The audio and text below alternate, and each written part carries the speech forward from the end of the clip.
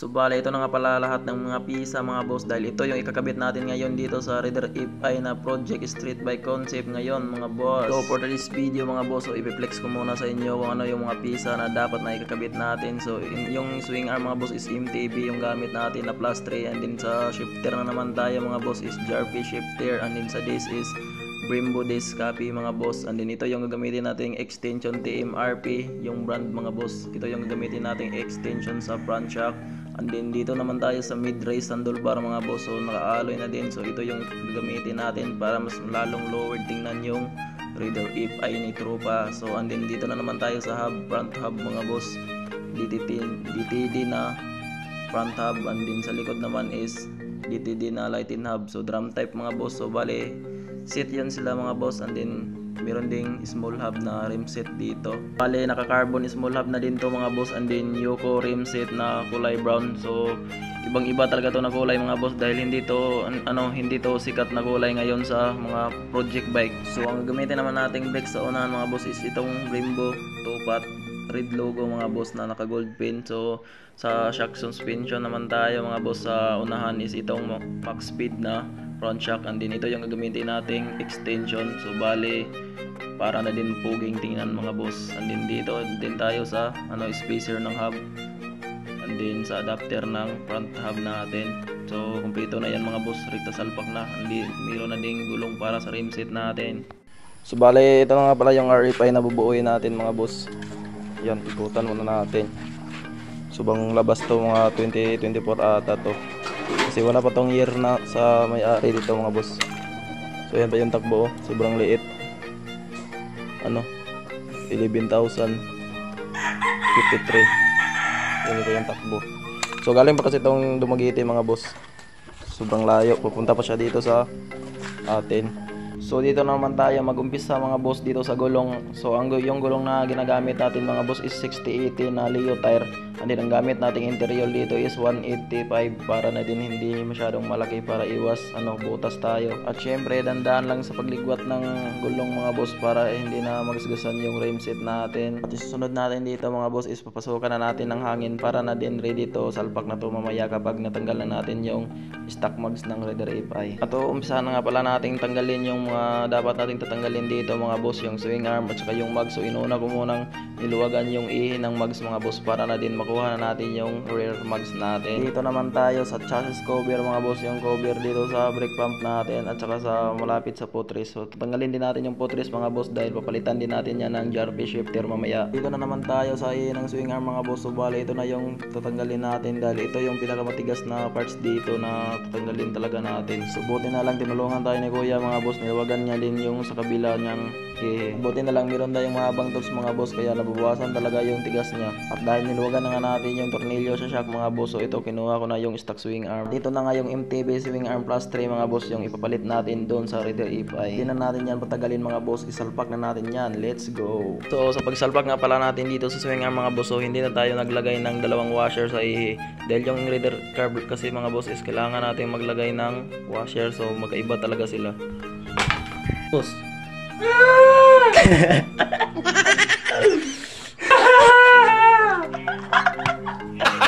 Gago!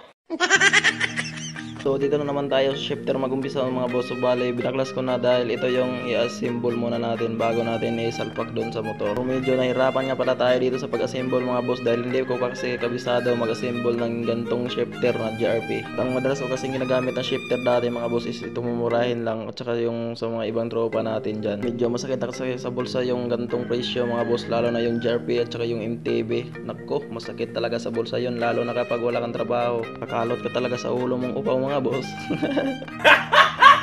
Bago natin ikabit yung JRP shifter mga boss, tinanggal ko muna yung brake pump at saka yung caliper sa likuran. At di nagtagal dito na nga pala tayo sa shifter mga boss. So bali ayan, tinuruan nga pala ako ni kuya kung paano ikabit, pero di niya alam, is mas marunong pa ako sa kanya.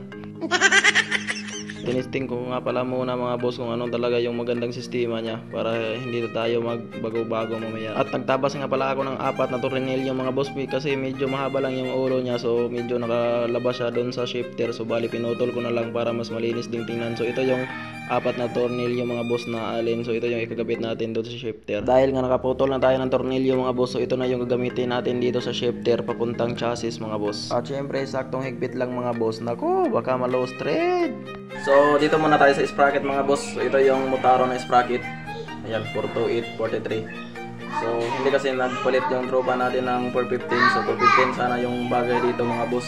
So buti na lang meron tayong extra, kaya nag-small hub kasi tayo. Yan. So ito lang muna yung pangsamantala gagamitin natin. So kulay gold to mga boss. And then nag-grinder tayo para mukhang chrome na. Pero sobrang linis na. At ito lang nga mga boss, ipasok na pala natin yung sprocket doon sa small hub natin. So bali pinukpok ko na lang muna kasi medyo matigas kasi siyang ipasok mga boss. At hindi na nga natin patagalin mga boss, isalpak na nga natin dito sa swing arm. So bali naglagay tayo dyan ng washer mga boss doon sa spacer. Dahil kailangan talaga nating ipantay yung gulong mga boss doon sa tapaludo para na din maganda tingnan. Dahil nga napantay na nga natin yung gulong dito sa tapaludo mga boss, so hinigpitan ko na nga pala yung tornilyo. Ayan nyo, yung pre-well check mga boss. Oh, wala talagang drag mga boss. Paano naman magdadrag yan? Walang preno. Gago ka ba? So bali dito na naman tayo sa unahan mga boss. So bali naglagay ako dyan ng stand para din aangat yung gulong sa unahan, and then tatanggalin na natin yan. Dahil nga tatanggal na din natin yung gulong sa unahan mga boss, isunod din natin luwagan tong dalawang tornilyo doon sa caliper dahil tatanggalin din natin yan. At hindi din natin patagalin, dito na naman tayo sa front fender. Dahil nga tatanggal na natin yung front fender mga boss, isunod din natin yung front shock dahil papalitan din natin yan ng alloy front shock mga boss, or light and outer tube. At kung napansin nyo mga boss is Max Speed yung brand nito mga boss. So ayan, pang Wave 125 to. Yun o, sobrang linis. At ito yung gagamitin nating extension mga boss. At kung napansin nyo mga boss, yung ano natin, yung front shock natin is medyo dinugtong ko na lang yung extension. Dahil yung extension mga boss, hindi kasi matanggal yung tornilyo sa inner tube, kaya hindi natin mapasok yung extension. Kaya ang ginawa ko na lang dyan mga boss is dinugtong ko na lang sila. At kailangan din natin to mga boss na mapantay din natin to ng maayos para din yung laro ng ano natin, front shock is mas maganda. At dito na nga naman tayo sa mid-race handlebar mga boss. So bali kinabit na nga pala natin at yung tornilyo, tsaka na natin higpitan yan kapag nakabit na natin. Nakabit nga natin yung ating handlebar mga boss, na mid-race na handlebar. So pagkabit natin dito sa switch natin, so hindi ito plug and play, meron din tayong babaguhin dito. So bali ito mga boss, itong merong nakalabas, itong nakaurong. So kailangan natin itong putulin kasi walang butas tong ating mid-race na alloy. So hindi naman natin masyadong uubusin mga boss para din higpit siya dito. So grinderin muna natin to. So ayan siya mga boss, bali ganito lang. Pati yung isang switch na sa left side. At syempre kakabit na nga natin mga boss. So bago natin ikabit yung tinabas natin na switch mga boss, at saka yung ano natin sa throttle cable, so iuna muna natin yung brake lever, tsaka na din natin isusunod tong throttle cable mga boss. At syempre dito na naman tayo sa clutch lever mga boss. So bali kinabit ko na nga pala yung dalawang tornilyo, tsaka na natin hihigpitan yan. O diba pogi na. At ikinabit na nga pala natin yung switch mga boss, tsaka yung dalawang tornilyo, tsaka na natin hinigpitan. So bali nakabit na nga natin yung front shock mga boss. So dito na naman tayo sa Brembo caliper natin, tupat.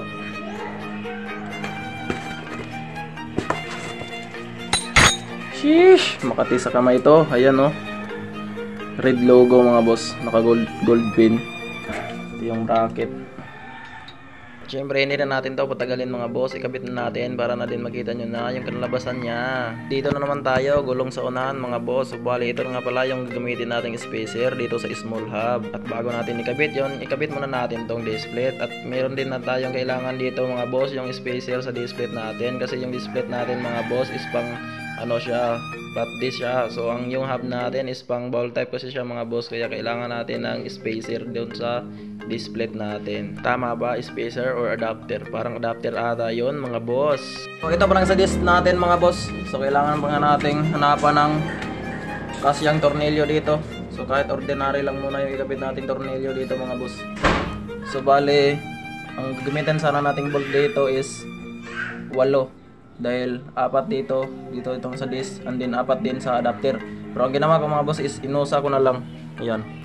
napansin nyo, ito is iniisa ko na lang. So bali ang gamitin nating bolt dito is 4 pero mahaba yung aabot dito talaga sa thread sa hub natin. And then pumunta muna tayo doon sa shop mga boss, sa shuttle sa tropa natin. Dahil meron din tayong bibilhan na bolt dyan. And then kadina. So bumili muna tayo ng 2 kadina dahil plus 3 tong swing arm natin. So hindi aabot yung stock. And then yung stock yung gagamitin natin para siyang malaki lang. And then iba yung kadina ng stock kasi meron siyang o-ring dito. Meron pa nga tayong bibilhan dito mga boss. So front shock natin. So ito mga boss, ito yung problema natin. Dahil hindi natin madugtong. Itong thread kasi dito is hindi natin nut dito sa inner choke is hindi natin matanggal, kaya hindi natin mapasok tong extension. So sabihan na lang natin yung owner dito mga boss na hindi natin dahil marami tayong na lost thread na naalin dito mga boss. Sobrang tigas talaga mga boss. And then dito naman sa caliper natin is goods na. Ang kulang na lang dito is bumili muna tayo ng brake fluid. And then washer dito sa shifter. Then maraming kulang, hindi talaga plug and play to. Pang rider carb kasi ito mga boss. JRP shifter. So yan yung kalat natin. So itong hub sana yung ikabit natin mga boss. Itong DTD na hub, front at saka rear. Kaso para mas madali na lang nating mabuo tong reader FI na to mga boss, so ito na lang muna yung ikabit natin. Dahil sabi ng may-ari is tanggalin muna natin sana to dahil and then yun yung hub na gagamitin natin. Kaso nagmamadali si tropa mga boss na ganito na lang yung ikabit natin, itong small hub, para mas magagamit nga din kaagad. So yun, kinabit ko na lang yung gulong. So yun na lang yung kulang kadina para mapatakbo na to. So bumili muna tayo. Sobrang pagod. So ito na nga pala yung nabili natin mga boss para dito sa Raider FI. So ito yung kulang natin, isang brake fluid, and then 2 kadina na 210L yung haba, and then itong mga tornilyo.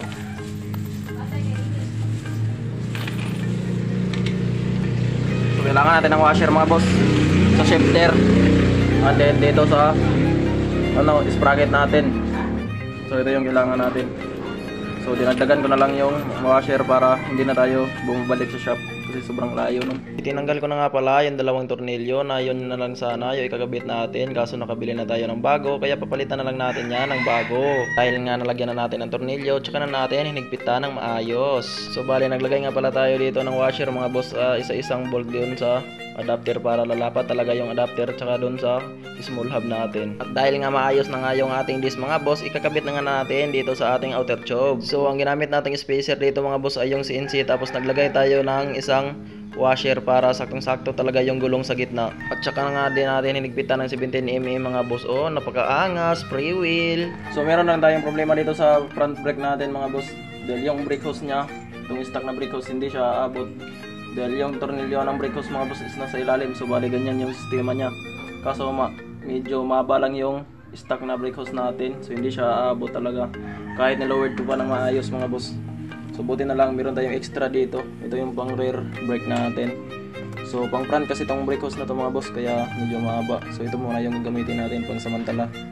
At inumpisahan ko na nga palang nilawagan yung brake hose natin mga boss doon sa ating brake master, at nilagyan ko na nga pala ng basahan yung ating cover kasi yung brake fluid ay nakakasira kasi yan ang ating fairings kapag yan ay nababasa. Siyempre ikinabit ko na nga pala yung ating brake hose mga boss, kaso lang medyo mahaba, pero wala nang problema yan, gagawin lang natin yan ng idea mamaya. At nagumpisa na nga ako dito mga boss, nag-bleeding dito sa ating caliper, kaya binuksan ko muna yung singawan ng ating caliper para mas madali nating kumapit yung preno. O diba pogi na, pre-wheel check. Sheesh!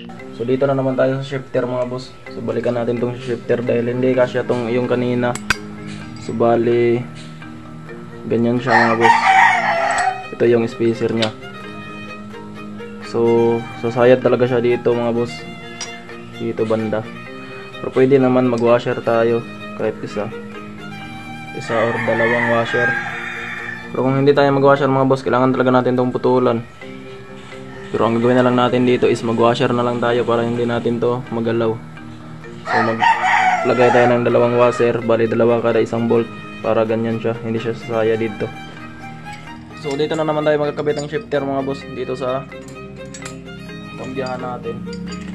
So ikakabit na nga pala natin yung shifter dito sa kambiyahan mga boss. So ito na lang kasi yung huling ikakabit natin dito. So, ang problema lang dito mga boss is medyo malaki nga lang yung shifter na GRP, kaya kailangan talaga natin kukunin tong side stand kasi sasayad kasi siya doon sa shifter mga boss. Dahil nga nakuha ko na yung side stand, wala na tayong problema sa pagkabit ng shifter, kaya agad-agad ko nang hinigpitan. At dito na naman tayo sa dalawang tornilyo na alin mga boss. So yan yung pinutol ko kanina para hindi lumalabaw yung ulo. Dito na naman tayo sa panghuli mga boss, tong sa shifter na rod niya. So kailangan na natin ikabit. So ito na nga pala yung kinalabasan niya.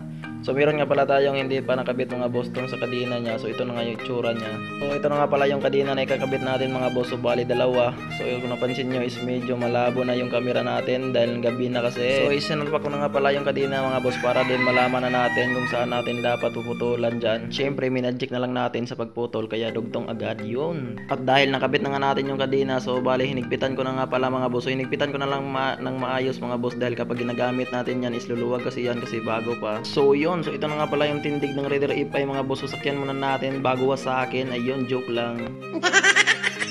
Kaya nga pala sinakyan niya natin mga boss dahil itinesting ko muna yung bounce ng front shock natin kung maganda ba. Yun oh, pinasiga ko nga pala yung ilaw dahil gabi na oh, may bounce pa nga oh. So yan na nga mga boss. So yan, sa wakas tapos na din tayo. So yung mga kalat natin, yan, sobrang raming kalat. So ayusin muna natin to mga boss, and then antayin nyo na lang pagkabukas mga boss dahil ano nga din to, yung montage. So meron pa din tayong hindi nakakabit dito mga boss or aayusin sa pagkabit dahil hindi natin ayos lahat dahil ayun, nabutan tayo ng gabi. Pero all goods na yung gulong mga boss, yun yung preno. So brakeless muna tong dito sa likod. So good day mga boss. So ayan, nabutan talaga tayo ng umaga. So kita ko muna sa inyo mga boss kung anong kulang na lang natin dito na babaguhin. So yung tindig niya mga boss, napaka-goods na. And then yung shifter natin. So kung napansin nyo is wala muna yung ano, tapakan natin dito dahil naka-brakeless muna. So ang babago muna natin ngayon is itong dito. Ito yung problema natin mga boss dahil hindi natin to natanggal. Sobrang tigas talaga. So puntahan muna natin yung tropa natin mga boss dun sa shop niya dahil doon natin to ipatanggal. Dahil baka doon kumpleto sila ng tools. So kulang kasi tayo mga boss ng impact tools na alin dito yung malaki. Pagtanggal talaga dito. Dalhin muna natin to mga boss. So abang-abang na lang mga boss dahil pupunta muna tayo doon sa shuttle mga boss dahil doon natin to ipagawa sa tropa natin.